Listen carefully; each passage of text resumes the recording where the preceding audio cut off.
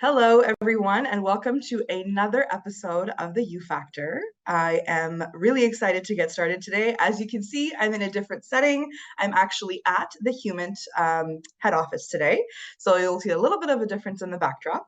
However, the content of the show, always great, and can't wait to get started. As always, I'd like to start off by recognizing that we are on the traditional treaty of territory of the Mississaugas and the territory that is covered by the Williams Treaties. We are thankful for the opportunity to learn and grow on the lands of the peoples of the Mississaugas of Scugog Island First Nation. With that, I'd like to welcome my guest for today. It is none other than Carlos Chalico. If you've ever had the opportunity to meet Carlos, he is just full of energy, full of advice, and just a really, really good person to bounce ideas off of. So Carlos, without any further ado, can you please introduce yourself and tell the audience a little bit about yourself? Thank you.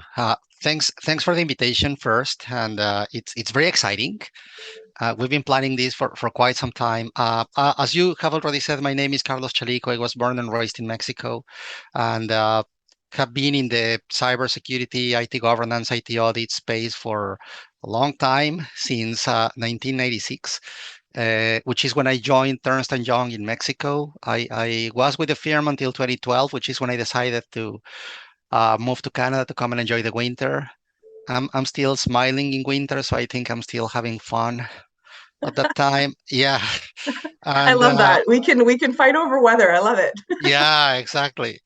And I was working for a couple of organizations. West Business Solutions was the consulting company that invited me to come to Canada. That was the business reason for me to come to the country. And I was with them for 3 years. Then I jumped into another organization, Nimity. And while I was working for these two organizations, I also started working for the University of Toronto. So I have been teaching for U of T, specifically for the School of Continuing Studies. I have been an instructor for them since almost 7 years ago. I started teaching analytics, then I jumped into IT governance, then I jumped into cybersecurity, which is what I am teaching right now. And I have had some sort of collaboration with the team in charge of a privacy program. I was with these two companies, West and Nimity. My time with Nimity was especially exciting because these companies particularly focused in privacy, and I was with them from 2016 to 2018, which is when the current regulation was enacted, the GDPR. And this was the time that companies have to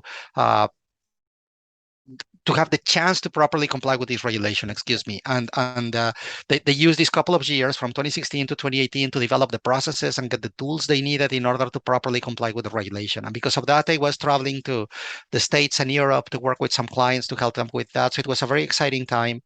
And then in 2018, I jumped again to EY. I joined the Toronto office, the Canadian practice, and I have been with EY since then. So right now, I think I can count a little bit more than 20 years working for Ernst & Young. It's been a very nice journey. In addition to working for EY, I volunteer for some organizations. ISACA is one of them. This is an international organization that brings together people in the cybersecurity, IT audit, and IT governance space. I also volunteer for the International Association of Privacy Professionals, the IAPP, and for two more when I have the time to do that as well, of course. Hispanotech, that brings together people with IT background in GTA. And the last one is Alpha. This is a new organization that we just brought from the States. It's the Association of Latin Professionals for America. And the focus of that organization is to help people with Latin American background succeed in North America. So that's what I do. I have been married for close to 25 years with the same lady that seems to be happy. Congratulations. That's Thank you. Celebration worthy, of course. Yeah, absolutely. And we have two kids and a dog, and we are very happy with that. So that's me. Yeah. I love it. And I see the little doggy walking around in the background. Oh yeah, so sure. I love She's it. there. Oh my God, I love it. Yeah. I wish I was working from home because you would see my little cat walk across the street. She's done that a couple of times. My team does a great job of editing her out, but she's usually there. But that's great. Thank you so much for walking us through your career journey, Carlos. And I followed your journey for quite a bit, and I know you've now Thank you. recently gotten you've recently been made partner at EY. Is that correct? That's correct. I was promoted to become an associate partner with Ernst& and Young. Yeah, that's correct. Absolutely. That's amazing. Congratulations. But as Thank you so much. we've seen a country transition, we've seen career transition. So how do you work through these transitions in your career? Can you tell us a little bit about that? That's a good question. I don't know, to be frank with you. I No, love it. I think that situations have just happened. For example, when I was in Mexico, I was with Ernst& and Young, and unfortunately, the situation in Mexico has become a little bit challenging from the social perspective, Yeah, and the crime rate has been escalating, unfortunately. So I didn't want that for my family, excuse me. yeah, And I remember I made a trip to Canada, to Vancouver. That was my very first time in Canada. I was visiting a friend of mine that used to work with me at Ernst& and Young in Mexico, and he moved to Vancouver working with Ernst& and Young. And since he moved in early 2000s, he was always inviting me, come and see me. You will love the place. And he was very insistent on that. And I was always very busy doing whatever. So it took me some time to finally say, okay, I will go. So I went to Vancouver, and I was just sharing with him my concerns on what I was going through from the social perspective and my concerns. yeah, And I have to say, I fell in love with Canada. And I love the tranquility, and I love the surroundings, and I love the atmosphere. So my friend said, well, why don't you move to Canada? And I said, well, that sounds amazing, but I think that at this stage of my life, I cannot be that adventurous. So I need to find something. And surprisingly to me, he was the one who pushed me and got me opportunities to start looking for stuff. And he's the one who helped me move to the country. But being frank with you, I was not like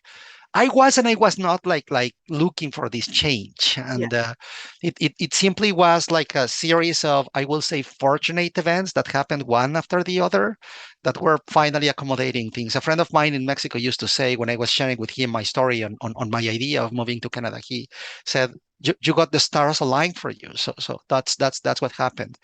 But to be more objective on the response, I think that I was very fortunate on having that happening in my life, and I simply decided to take the opportunity. I remember when I was very nervous when I got a phone call from this company, West Business Solutions, that was inviting me to move to Canada, and I was very nervous because I had to leave Ernst and Young in order to take that opportunity. Number one, and number two, I was moving to a different country to do something different. So I think that what was important for me at that point in time was, of course, the decision I made, because I, yeah, I was free to decide I can stay or I can go. Should I stay or should I go? So I ended up saying, I think this is a very good opportunity for me. And yes, I'm terrified, but I think this is what I had in my mind. So I think I have to go for it. And I decided to go for it. yeah, So that's how things happen. And in other situations, when I have had to explore the possibility of changing careers or switching careers, I think there's a point, and I think this happens to everyone, where you simply realize that where you are is not your place anymore, and you need to start like looking for other opportunities and looking for some other places to go. And that's what has happened when I have made these changes. So, for example, when I moved to Ernst& and Young, I remember that I was working for this other organization, Nimity. I was fine there, but I started to be like approached and invited by other organizations to join them. And I said, well, maybe if this is happening, and if I am seeing indicators that are making me think that I need to move, maybe this is a time for me to move. So I started preparing the road and setting the road for that. And in that specific case, I started like knocking doors, and I specifically wanted to go back to Ernst& and Young. So I knocked the door at Ernst& and Young to see if there was a chance for me to go back, and I found it. So yeah. that's how it happened. Am I responding to the question? Yeah, absolutely, Okay, absolutely. cool. And honestly, you've given me like four or five takeaways from this. The first thing I'm going to say is sometimes you don't look for change, change looks for you. And that's Yeah, what it seems like in multiple instances for you, where you weren't even looking for it and it kind of knocked on your door, and you did the one thing I recommend people do all the time, which is look at the opportunity, and if it works for you, seize the day, right? yeah, Go yeah, for it. And that's the thing. I mean, you in this juncture where you decided, well, you know what? Maybe I wasn't looking for change, but maybe I should. And at that point, you decided to take control of your situation and you Exactly. went back to EY, right? And you Yeah. knocked the door and said, hey, I would love to rejoin. And a lot of people are very nervous to do that, to go back or to even look at or to even knock on doors. So Yeah. it's a huge takeaway from what you've been discussing. Yeah. And Yeah, you need to think of you constantly. And the other piece that I think is important is that the ones who love you will always have a good advice for you. And I want to say that because when we were invited to move to Canada, as I said before, I was terrified. I was very nervous. I mean, I have traveled some other countries for work, but never thought of moving somewhere else and leaving Mexico. But my wife was key. And I have to say that if we finally succeeded on moving to Canada, he was key for that because she was the one who said, I like the idea. We should go for it. And she was the engine on that and making it happen. yeah, So I think that having the support of the people you love and the people who loves you to make things succeed is to make things happen, excuse me, is of course something that is critical. yeah. And I think one of the things I'm gonna kind of go back to what you just said is the fact that you were terrified. And Yeah, that is something I mean, I've spoken to this, I mean, almost all of the guests that have come on the show have talked about imposter syndrome. And yeah, I really love diving deep into those conversations. And the reason why is because every one of us faces it on a day-to-day basis. I mean, there's some people who are just so confident, and I wish I could just siphon their energy, but a lot of people face this on a day-to-day basis. So it's incredibly important for leaders to step up and talk about it because yeah, you're the role models, right? These are the people. These you are the people that the general population looks up to, right? Or people that are looking in the field, they're looking up to the leaders. And when the leaders talk about the same issues that they go through on a day-to-day basis, because this is a comment I get on yeah, LinkedIn or on Cyber Exchange when people message me and say, hey, thank you so much for talking about this because I thought, I mean, I would never expect because I've had this conversation with the CIO of the region of Durham. I've had this conversation with the security architect for TD. These are really incredibly these are incredible leaders that are in executive positions, and to hear that they're going through the same thing like yourself, associate partner at EY, still faces imposter syndrome. It's incredibly important that people know this because it makes their battle a little bit easier. So yeah, tell us a little bit. I know you're talking about your squad. I mean, it seems like your friend was a great support to you in making this decision, not just in promoting your decision, but actually helping you through the process. And then yeah, you have, you give a lot of credit to your wife, which is amazing, for continuing to push the conversation. So I know your squad is a huge part of how you yeah. battle your imposter syndrome, but do you have any tips or advice that you would like to share? I think that you need to be brave enough to overcome fear because fear is going to be there. What I have learned in my life is that when you experience fear is because you are definitely out of your comfort zone, and that means that something exciting is going to be coming. I remember when I was very young, uh, Zainab, I think I was 6 years old, and I really wanted to play football. But my mom, as every single good mom around the world, decided to teach me how to swim Yeah. instead of letting me play football. So she got me registered for swimming lessons, and I didn't know how to swim at 6. Yeah. And I mean, as time has passed by, I definitely think that it was the right decision for survival reasons. But what I want to say is that I remember going to the first class to learn how to swim. And I was there just close to the swimming pool, making a line in a pool that was 5 meters deep. Yeah. And all the kids had to jump, and we were instructed by one of the coaches that was there that we were going to be diving, and as we were in the water we needed to look for something. They were like using a pole to put Uh-huh. it in the water, and we had to take the pole, and they would be taking us out of the pool, excuse me, using the pole. Oh, nice. So that was it. So and it was for me, it was terrifying. So as I was walking to get close to the pool, I was feeling colder and colder and colder. And the interesting thing is that I was seeing other kids jumping with a lot of confidence, and I was terrified. So I finally jumped into the pool. I went into the water, and I felt the water to be very, very cold. And I was desperate, trying to find this pole. When I finally found it, I embraced it. I didn't catch it. I embraced it, and they finally took me out of the pole. This sensation I experienced when I was going through that, the water that was very cold, like little needles pinching me all over the body. That's the sensation I get every single time I'm nervous, and I am stressed, and I am feeling this anxiety because I am afraid of doing something that is completely new.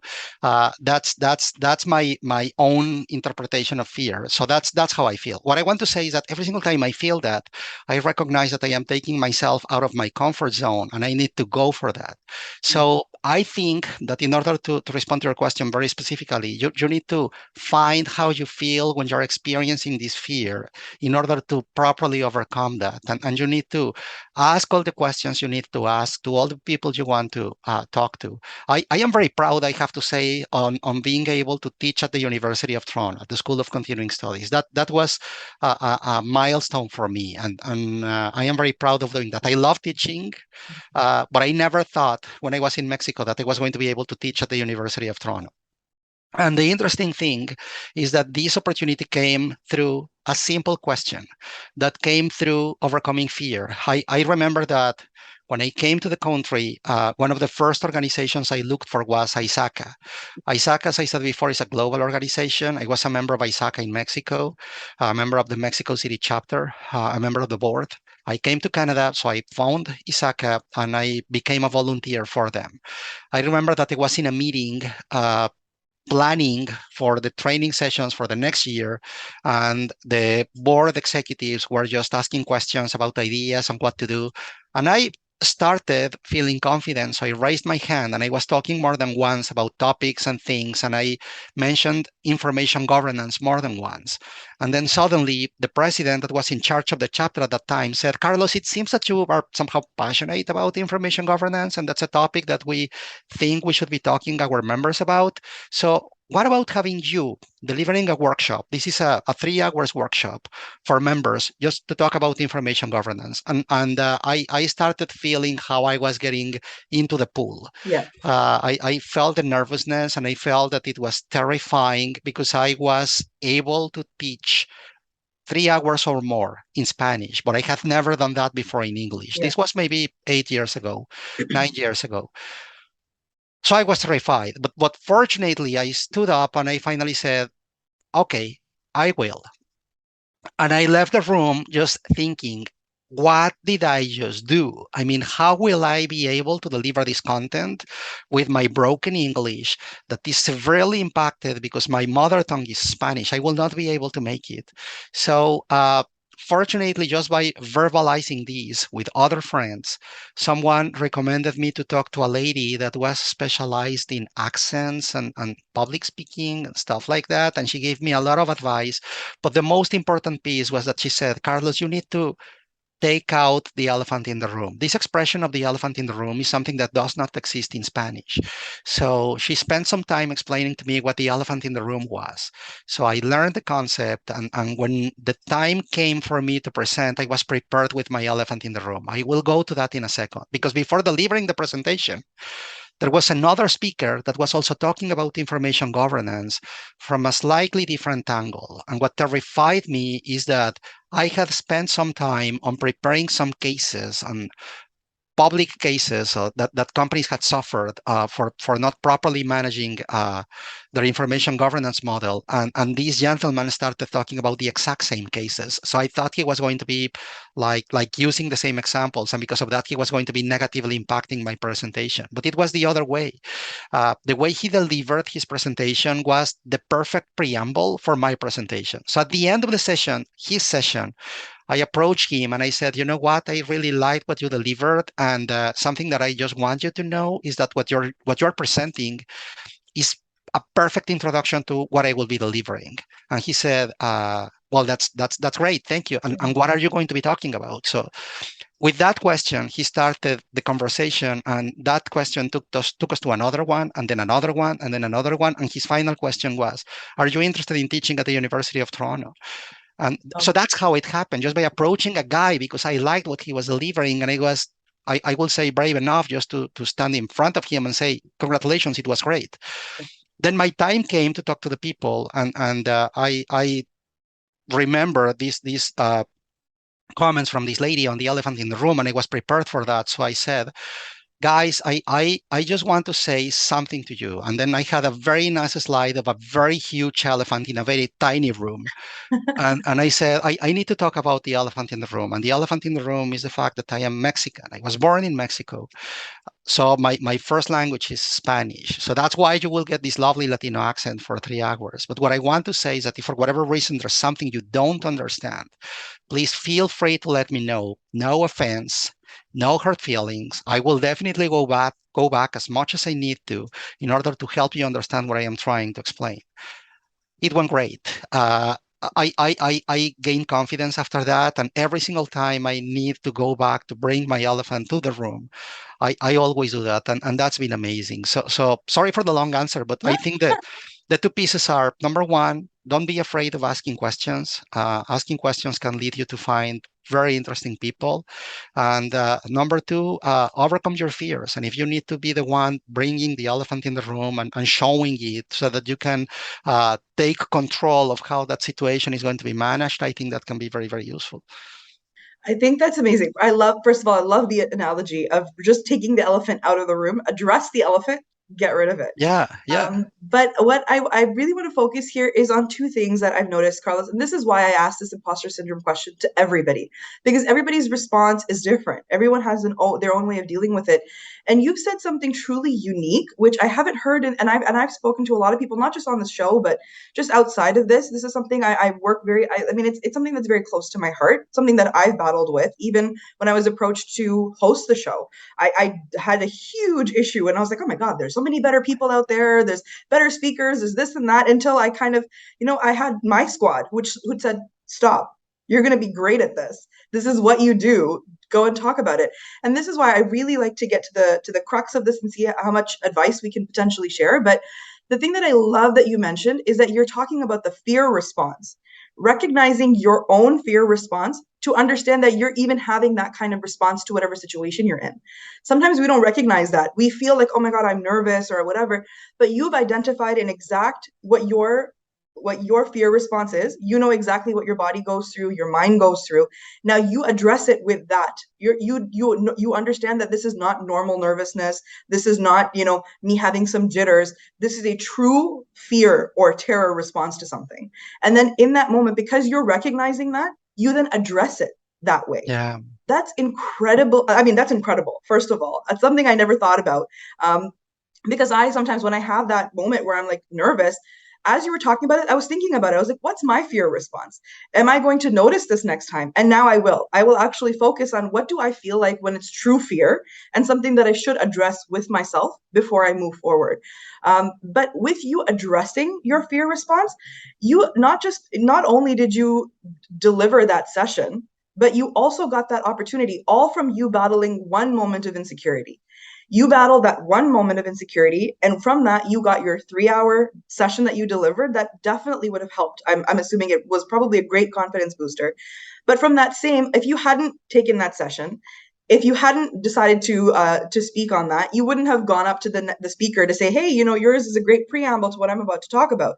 So it's like it was a 2-for-1. So not only did you get a great confidence boosting session, but you got a good opportunity out of there where you were not only able to speak to this wonderful speaker, but also you got something incredible out of it with your teaching assignment with University of Toronto. I mean, that's phenomenal. And that was like a 2-for-1 deal. You yeah. you dealt with one thing and you got two things out of it. Yeah, exactly. And as you have said that, I think I have learned how to recognize when I am just diving in the pool. Yeah. And that sensation I have is when I say, oh, okay, something's happening, something's coming, and I need to be prepared for that. So I think that's key, and devoting some time to understand how you feel and what makes you identify that you are going to be facing something that is different will put you in a better position to make a decision, because you cannot simply avoid nervousness or avoid fear. Fear will always be there. It's a natural reaction. So that's something that you cannot just cancel or turn off.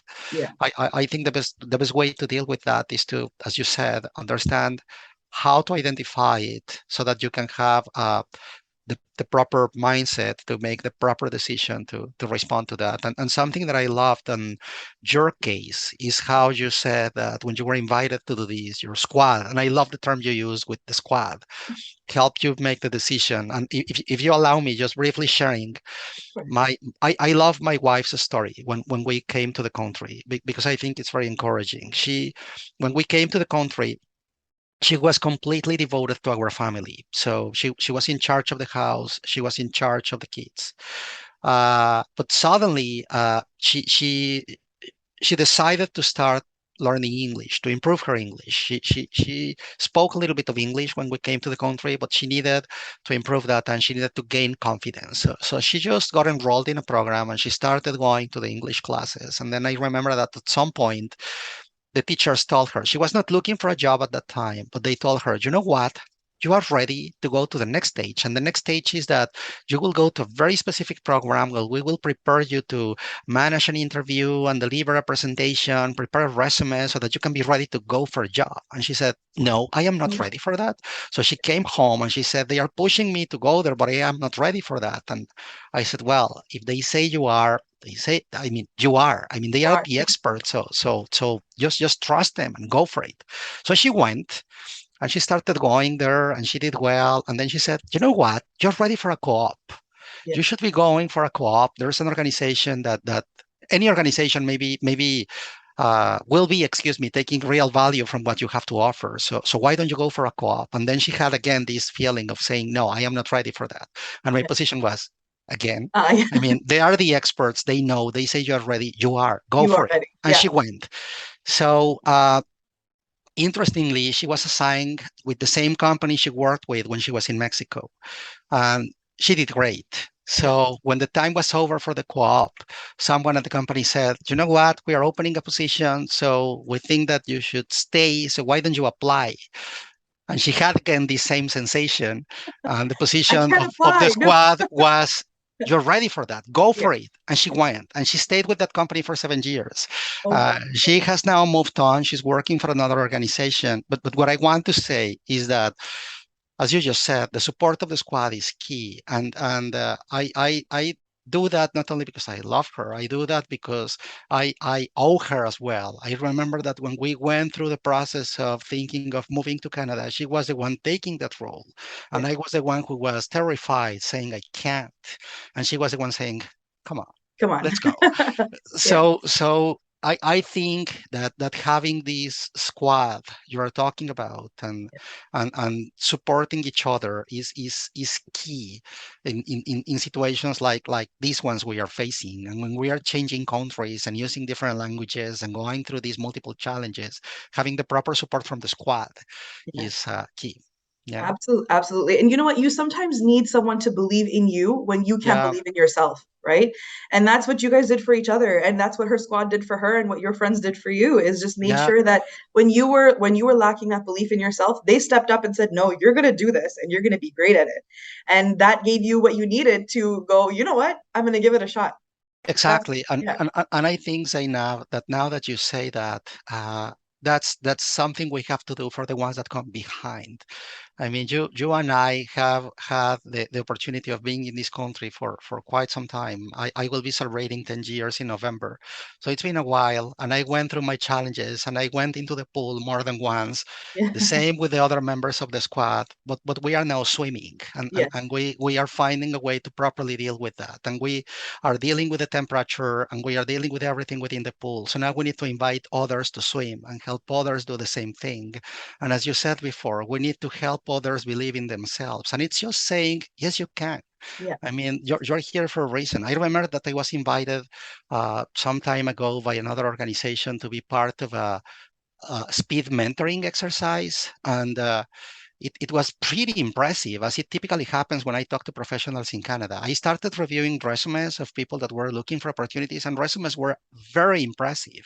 Yeah. I mean, people with master degrees, doctors, professionals with very strong experience on looking for something, but all of them were very, very nervous. Yeah. And I remember that I had the opportunity of talking to them all at once at the closing of the session. And I said, guys, you need to believe in yourselves. If you made it this far, and if you are in this country, knowing all the things you have to go through, because we all went through the same thing, that makes you unique, special, and successful. So you have everything you need to succeed in this country. So don't get frustrated, don't get desperate. It will come. Yeah. So that's what I think we need to do for everyone. 100% with you, 100% with you. And this is why I keep talking about imposter syndrome. And this is why I promote young folks or those that are new in the field, go and join an organization. There are so many not-for-profit organizations out there like ISACA, like ISC Squared, like I think you mentioned Alpha, and there's like, Leading Cyber Ladies and WeSys. There's Exactly. so many that are ready to do what if you don't have a squad, they're ready to be your squad.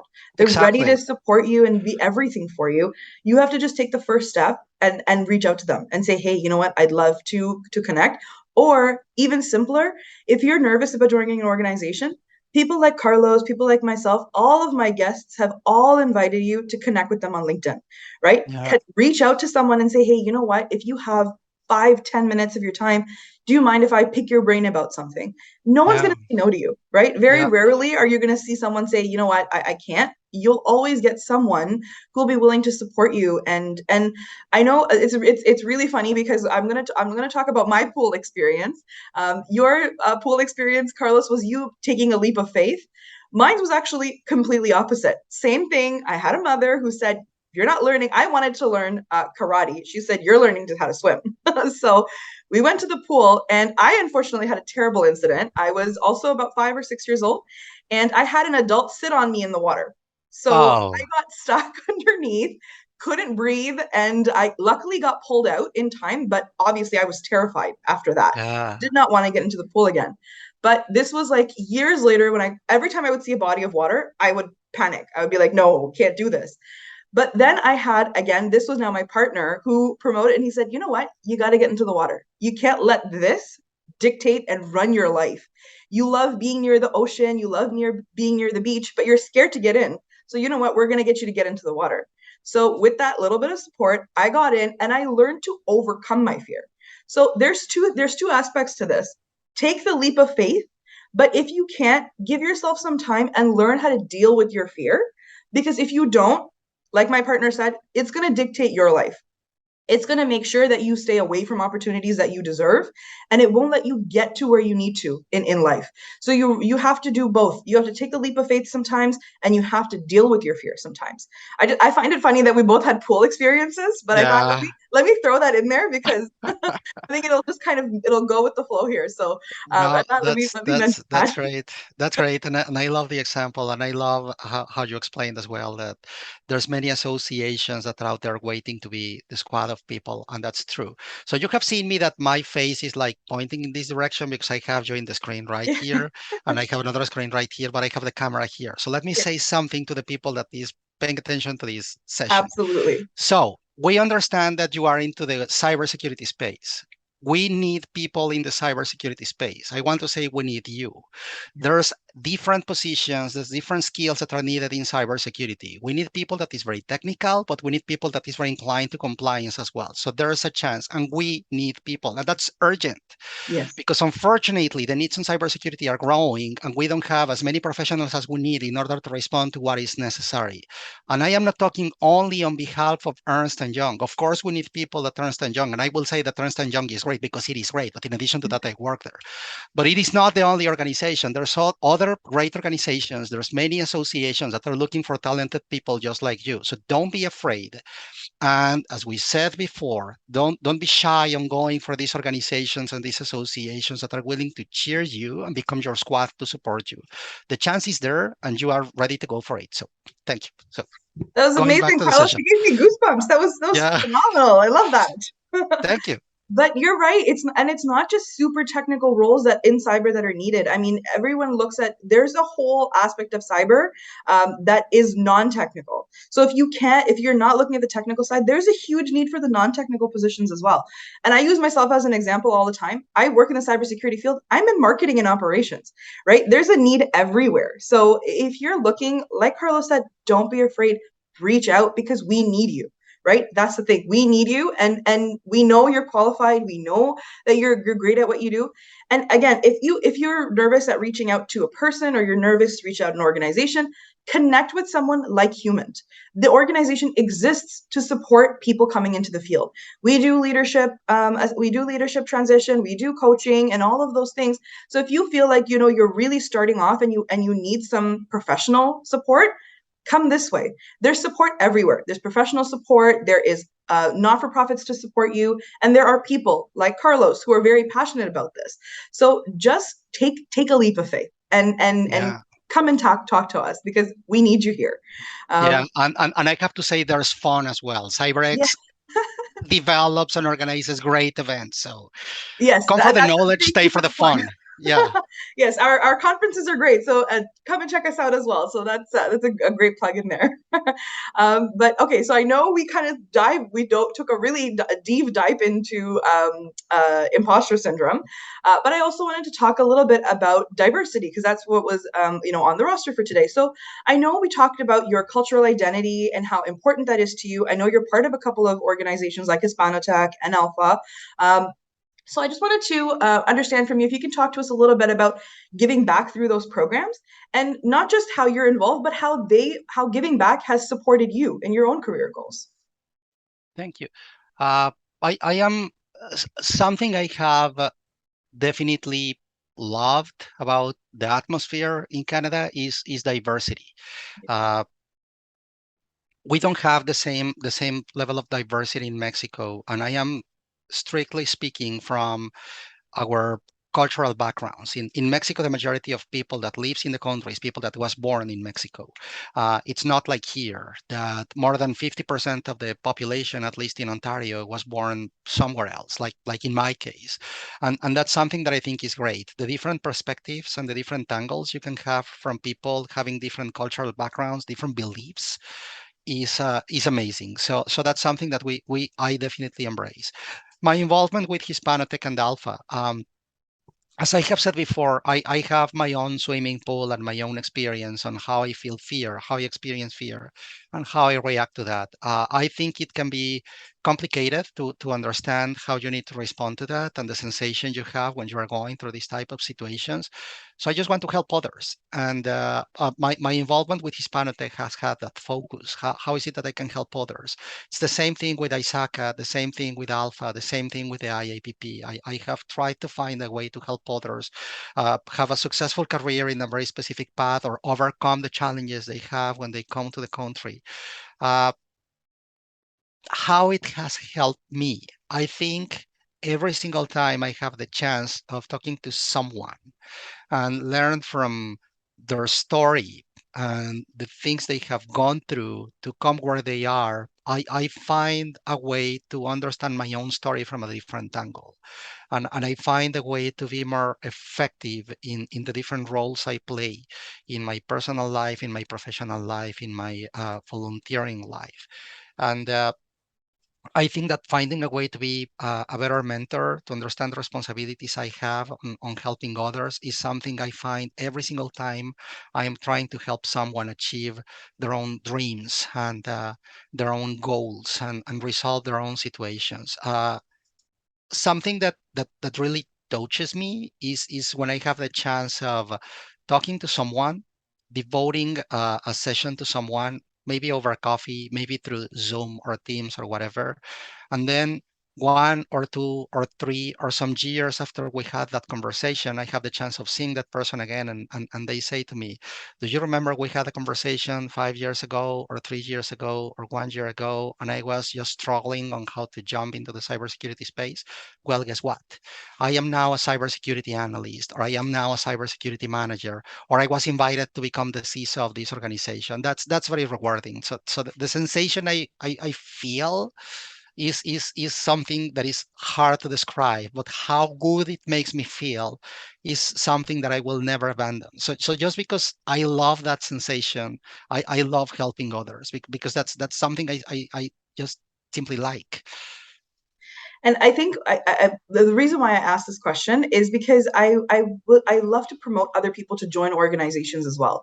And like you mentioned, not only is it about giving back, but it's about, I mean, not only is it feel good, but like you said, you learn things from people. You see, you watch their career transitions, Yeah, and I mean, there's so much to be taken from someone. I mean, this is one of the things that Kevin McGee and I spoke about on the last U Factor episode, is that just because somebody's new to the field doesn't mean that they don't have anything to offer. It's exactly. usually, I mean, it's amazing. So they at the organization Kevin is with, he's with Microsoft. They have a program where they actually ask the incoming leaders to talk to them. So he speaks with his leaders and has like a learning session and says, "You teach Yeah, me." Right, tell yeah, me what I'm missing. And I think that's incredibly important. So as you continue to have these conversations with individuals, you're only taking away more information. exactly. And like you said, I mean, that pivotal moment that happened for you was with the SACA. So that was a volunteer opportunity that you took, and I mean, you joined it to give back, and it ended up giving back to you. So I think Exactly. that's one of the things that we have to continue to promote, is to say, be a little bit more giving with your time if you can, if you have the Exactly. opportunity. I mean, don't feel pressure, if you have, because work life balance is everything, everybody. And that's something. Let me tell you something very quickly. There's within Ernst and Young, we have different professional networks, and I am leading the Latin professional network, the LPN. But in addition to that, there's more, and one of those other professional networks is the Black Professional Network, the BPN. So they have something they call the reverse mentoring program, and they came to me to invite me to be a mentor, and I said, well, what's the reverse portion of it? I mean, what do you mean by having a reverse mentoring program? And they said, well, the thing is that we are not measuring only what the mentee is learning, but what the mentor is learning. And now that you talked about work-life balance, one of my main struggles has been that precisely. And I think that one of the advantages of me moving to Canada is that I have been able to find a better work-life balance here than what I had in Mexico.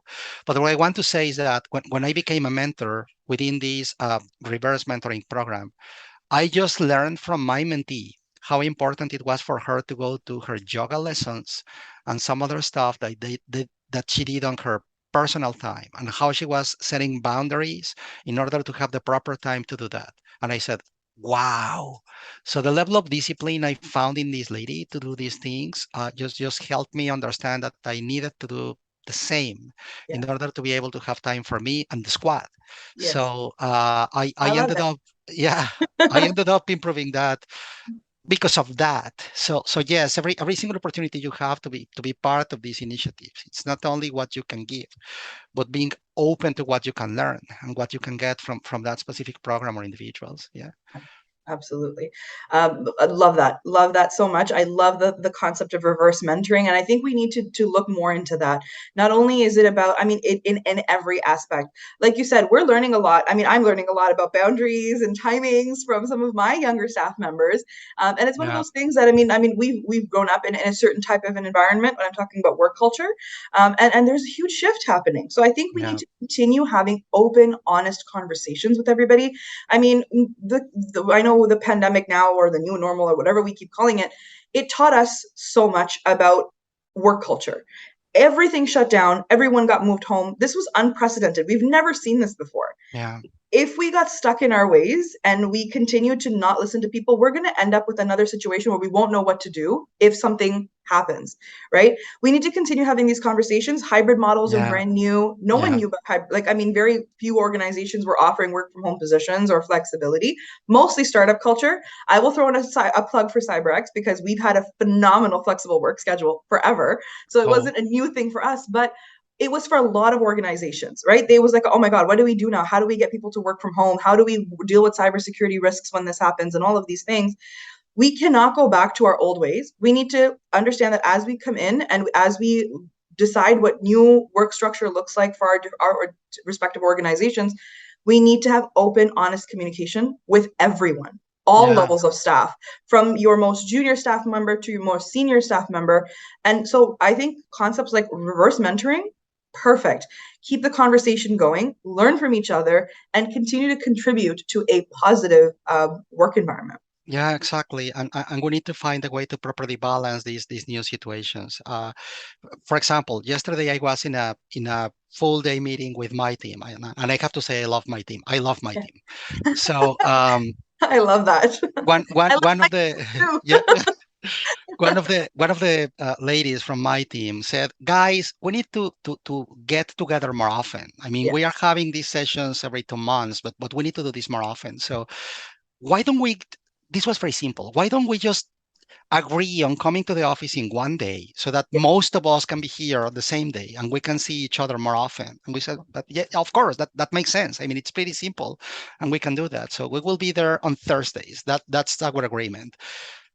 Simple stuff like that and simple ideas like that can help you like boost the team and like have more energy on what you do and have a better connection. So as you said, being open to these new models and just exploring new and simple ideas that can make it easier for the team to be more effective, for the yeah. squad to be more effective, that's going to be very useful. Absolutely. And it's also about being receptive to what you're hearing. Yeah, At Humint, Wednesdays are anchor days. So the team is in the office together, yeah, collectively came to a decision that Wednesdays is why I'm here, guys. Wednesdays, we're going to exactly. try to be in the office, and we're gonna do our collaborative work and all of that stuff on that day. And that came from conversation and listening to all staff members. You Yeah, need to listen to all the diverse voices. You exactly, cannot look at just your leadership team and make a decision on behalf of your entire squad. No, you need to make exactly. sure that your work squad or your work team is being taken care of. And what that means is you value their opinion when they make one, right? When they tell you about something, you also want to create an open culture. If you continuously turn down suggestions, your staff is going to eventually stop asking or stop even mentioning things. So you want to keep an open environment. Obviously, it's just common sense that not all suggestions or opinions can be implemented, but it's how you deal with that opinion or suggestion that matters, right? Yeah, I mean, there's different ways to turn down something or to say, you know what, this is a phenomenal idea, but something we can work towards. Maybe this is something you could be responsible for. Let's talk about yeah, it, yeah, right? But it's incredibly important to keep the mentorship doors open. And again, if you're looking for career transition advice, leadership, coaching, mentorship, and you're looking for professional services, Humint has an entire team dedicated to support you through this. So yeah. this is one of the things I'm going to continue to say is you're not alone. If you're going through this, if you can't relate to what Carlos and I are talking about, maybe you need a new team. If they're not listening to you, come and chat with us and let's see how we can help you. I'm looking at the time and my team is flagging for me that we are definitely close to the end of the session. I Okay. have so many more questions that I wanted to chat with you about, Carlos, so we definitely need to have a second session. But I will ask you, again, one of the things I am grateful for is this platform. And one of the things you and I discussed is how do we continue to promote other people? I've dedicated the last question of every session to asking each guest of mine to amplify a diverse voice. This can be someone who's had a mark on you, somebody who supported you, somebody who helped you, or it can just be someone you want to give a shout out to. So I'm going to ask you, Carlos, to amplify a diverse voice. And what we'll do is we'll make sure we tag them in social media and we give them that little boost. And hopefully, they'll get something out of this amplification. So I'll turn it over to you. Thank you. That's a very good question. And I think I would like to give a shout out to her name is Catherine Chen. I think she's been a great entrepreneur. This is a lady that was in the corporate world working for one of the largest law firms as the head of information governance. And then one day she said, you know what? I don't want this for me anymore. So she decided to leave the corporate world and become an entrepreneur. She was working with an idea for 3, 4 years to develop an application with a very particular purpose. And I will not share more details about the application because I want to focus on the second stage of her entrepreneurship. When COVID hit, she was just trying, like you and me, to avoid boredom and to find something to keep her busy and mentally sane. So she decided to start cooking a sauce following the recipe of her family. And she started sharing the sauce with friends. And we ended up finding the sauce to be great. So one of her friends said, Why don't you like start commercializing the sauce? It will be great." And she started doing that by going in person with just friends of her friends to deliver the sauces they were interested in tasting. And we help her promote and we help her grow. And the interesting thing is that right now she's going into industrial production and she's selling thousands of jars per month and even sending to some other countries. So I think that what she has done is remarkable.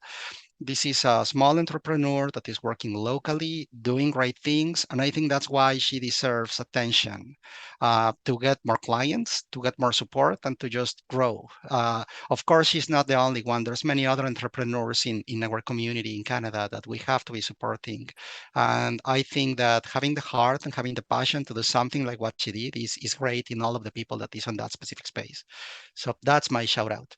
That's amazing. What a career. That's a career transition Yeah, it was. from It was. from in legal to going to hot sauces. I think that, I mean, that's amazing, but And the thing is that she testament to was following your heart, right? exactly, and she was not expecting that. She had all her commitment and all her strength and her passion in an initial idea to develop an application that is still on the go, Yeah. but what took off without even expecting that, as you were saying before, when success or some changes are looking for you, she found that on the sauce, which was not even expected. So Yeah. yeah, yeah, I love that. Do you know the name of the hot sauce? Because we'll plug that too. it's CC.